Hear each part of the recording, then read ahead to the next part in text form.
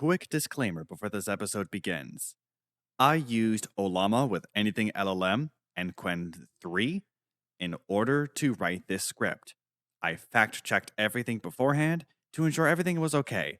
There was a hallucination though, so I fixed that in the episode. I hope you enjoy it regardless. Greetings, ladies and gentlemen. Welcome to the Nëïgsëndöïg Cöcülës show. My name is Nëïgsëndöïg Cöcülës, the namesake for this here podcast. So, you've heard about so-called age verification. That's been a thing on everyone's minds since around 2024 or so, maybe 2023. You've heard it said that you need to verify your age so you can keep children safe. That costs something. Your flippin' data. This is something that does not protect children by any stretch.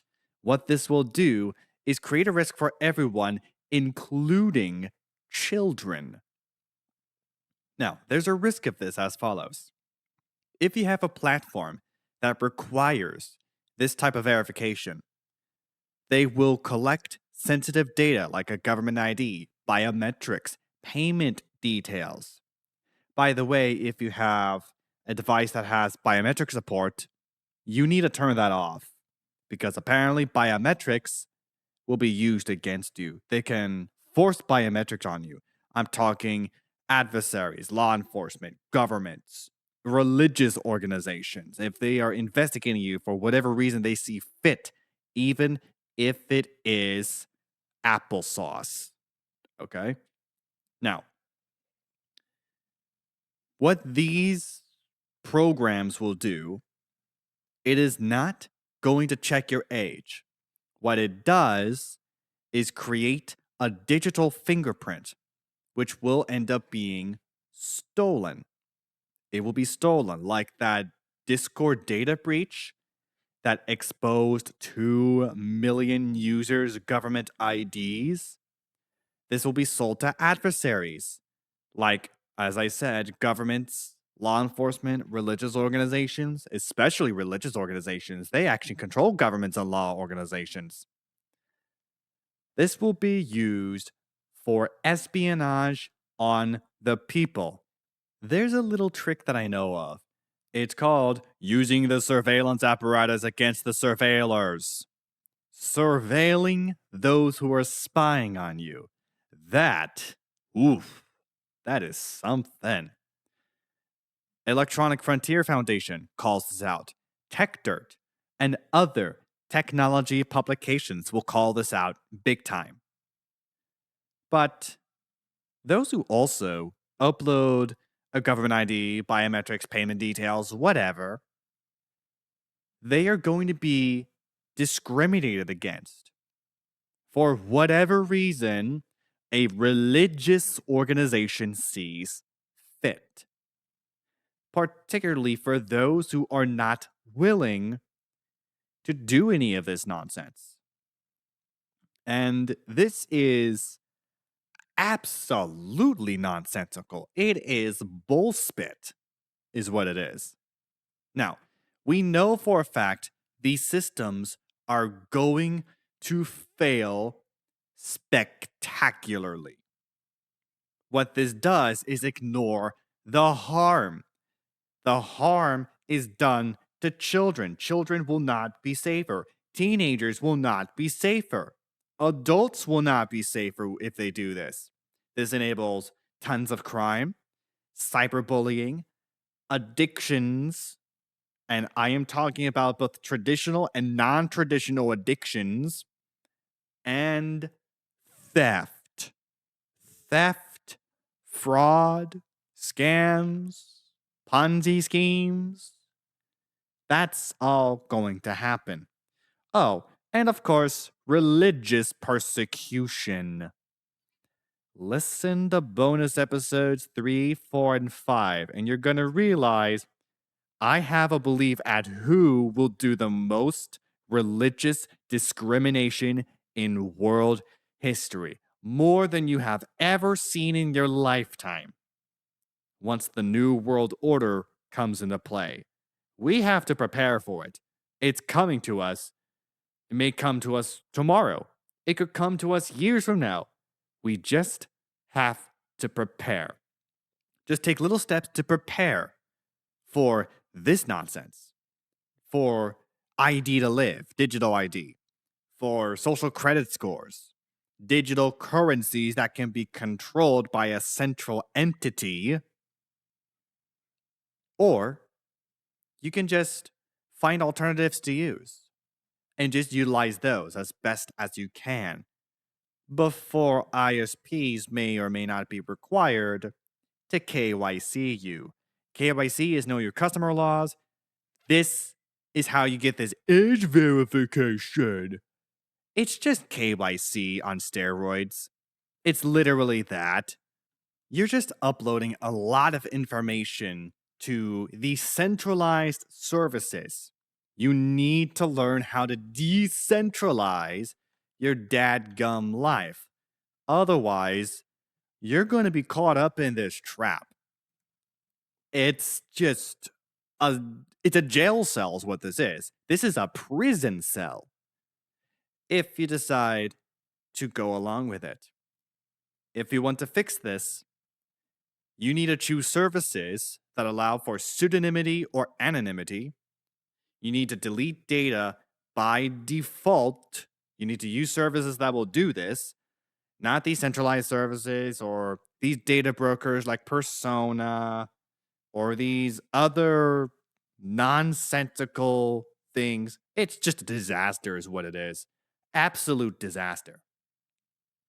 You also need to avoid sites that do this entirely. If there is a site that has high risk activity, maybe. But it's still primitive enough. This stuff is going to get hacked to the Thanos snap.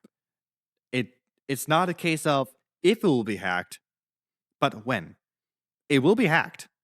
It's not like, oh, it can be hacked. Yeah, sure. No. It is going to be hacked. You will be in a data breach if you decide to comply with this because of government policies that should not be followed in the first place.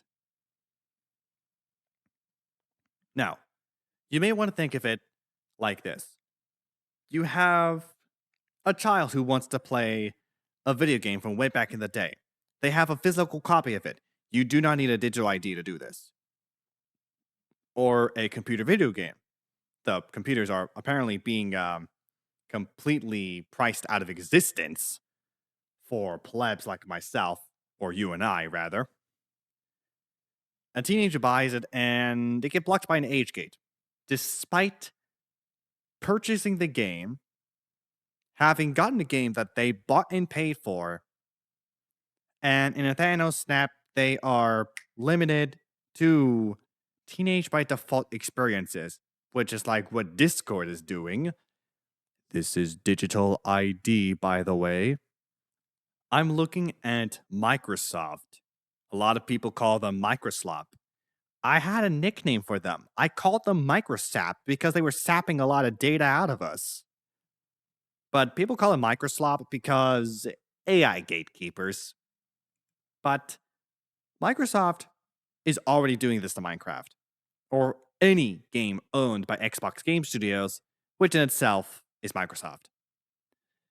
Now, I did have one part of the solution, but to fix all of this, you just need to ditch services that use digital ID, so that way they're going to realize, hey, wait a minute, this ain't going to work. And they'll be forced to ditch it. You do not, under any circumstances, even if it costs you your life, to give any data that is unnecessary to one of these corporations that will comply with it. These big corporations that are publicly traded, that have IPOs, that have investors that they need to give all their profits to, just don't use their services. Just don't.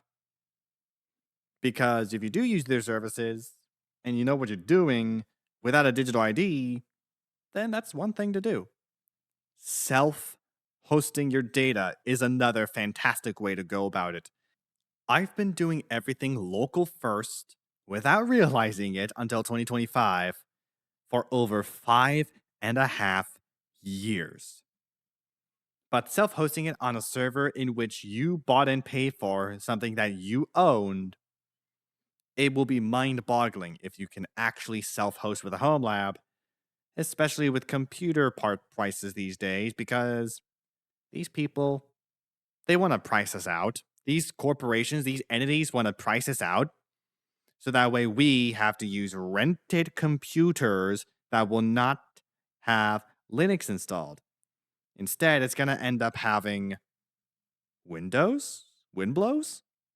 Well, I've heard of a law recently that is a bill in Colorado where you would have to do digital ID if you use a Linux distribution or Windows. Linux distributions are not going to comply with this. It's not going to happen. Maybe the bigger ones like Red Hat or really IBM, maybe Oracle Linux could do that. I could see Canonical doing this too. But none of the thousands of Linux distributions are going to do this.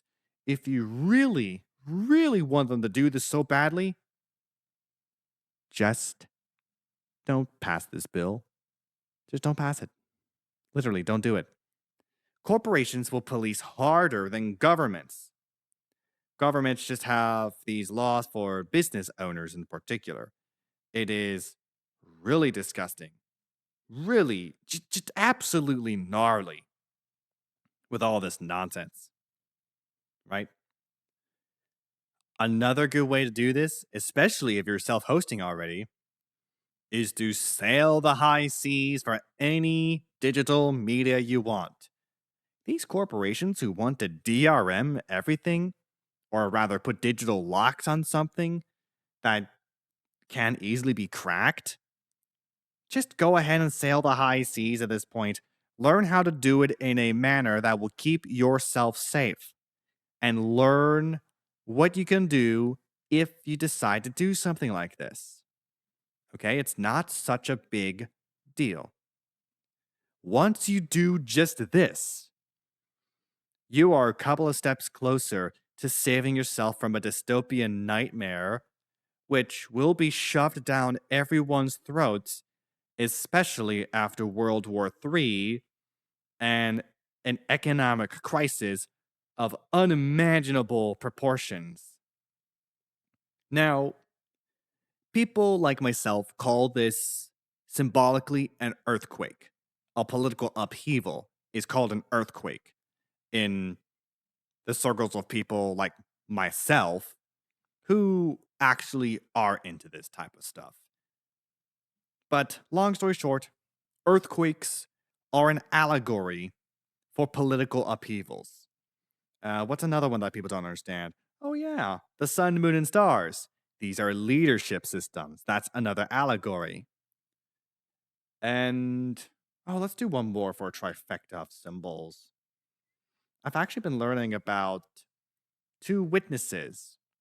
These are allegories, one of them for, well, people, the other one for a specific book of which I read once a week, and I only read the first 5 books of the 66 books of it. If y'all know, y'all know. Anyway, you can protect yourself by doing the following.